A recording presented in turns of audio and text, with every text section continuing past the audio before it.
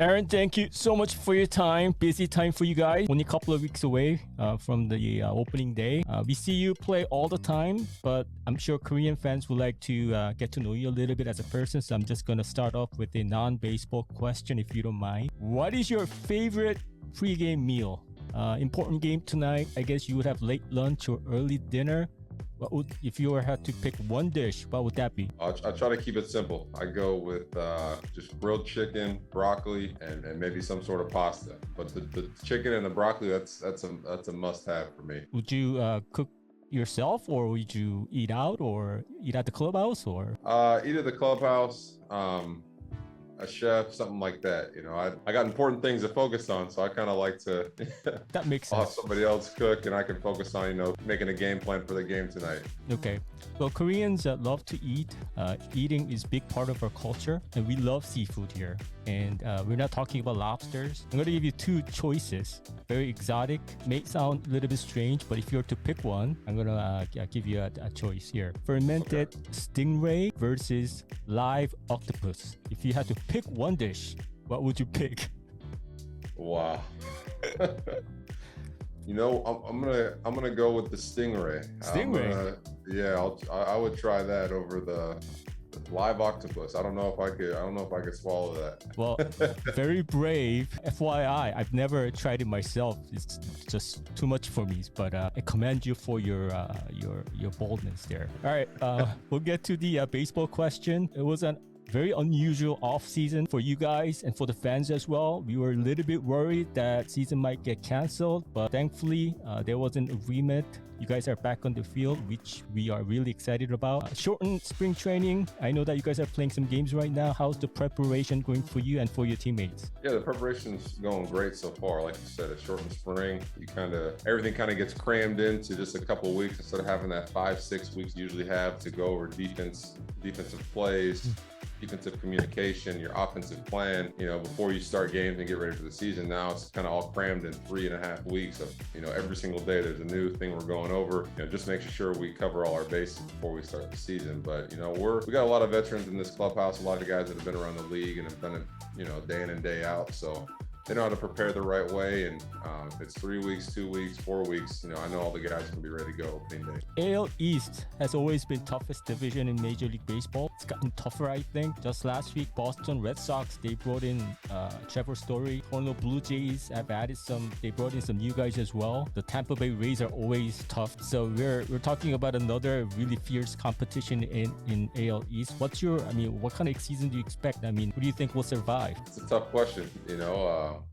I could see four teams, going to the playoffs out of that division, our division. But like you said, each year the Red Sox are going to stock up and get some new bats, some new arms. Especially adding Trevor Story to their lineup and to their defense is going to be, a major key for them.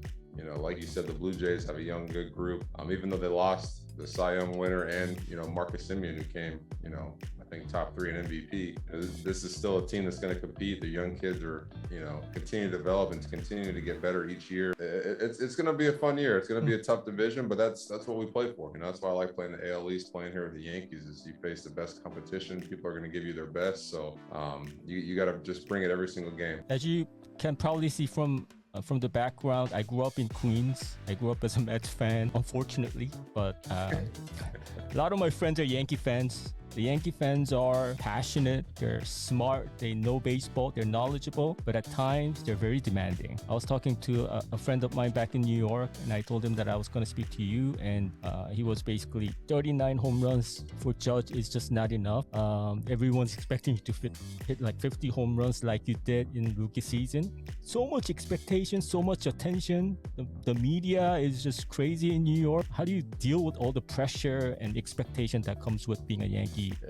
Daniel, to be honest, it's a privilege. It's a privilege being here, getting a chance to wear these pinstripes, play in New York. I wish we were a Yankee fan. I'm not going to hold it against you, but it's Queens. Just, yeah, I love it. It's like you said, like there's expectations on us every single year, every single game. It doesn't matter if it's a game April 18th or if it's a game, game 3 of the ALDS.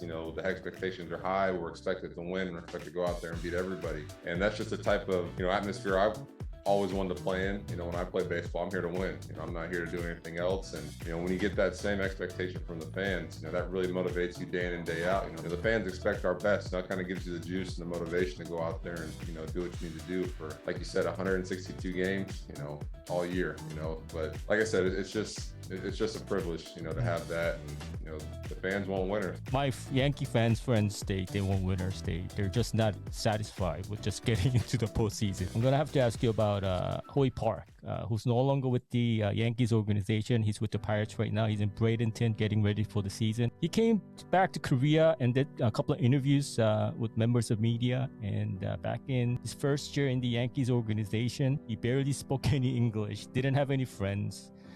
I guess there was a time when you guys were having lunch at the one of the facilities, and he sat down by himself. Obviously, he just didn't know anybody, and all of a sudden, some big, tall dude walked over and sat down. And Hoy Park told us that he's a slow eater.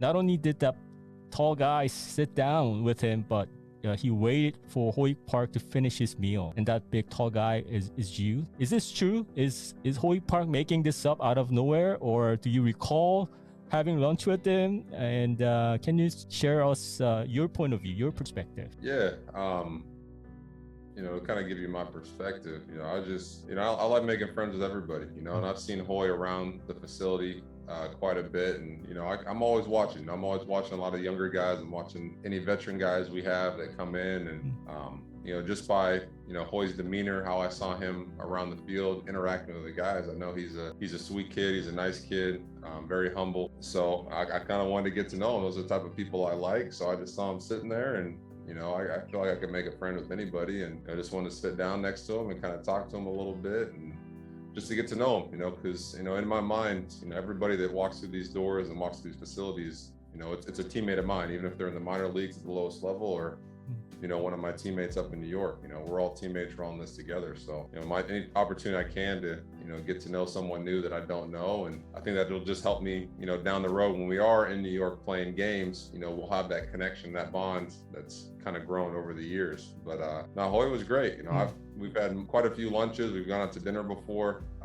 He's a special individual. You know, I'm sad that he's not with us in New York, but you know, it was fun watching him, you know, do what he does with the Pirates. You know, get an opportunity over there to get a chance to play every day, and he's gonna have a bright future ahead of him. I know that. One other thing that Hoy Park told us is that you have a brother. Apparently, he was or still is in Korea. I'm not 100% sure, but you have a brother that was teaching English in Korea. So my first question to you is, if he's still in Korea, can I have his number so that I can hang out with him? And also, a lot of the baseball fans here are, what, Aaron Judge's brother is teaching English? I have to learn English. I'm gonna try to find him. Is he still in Korea? And can you tell us about your brother's time in Korea?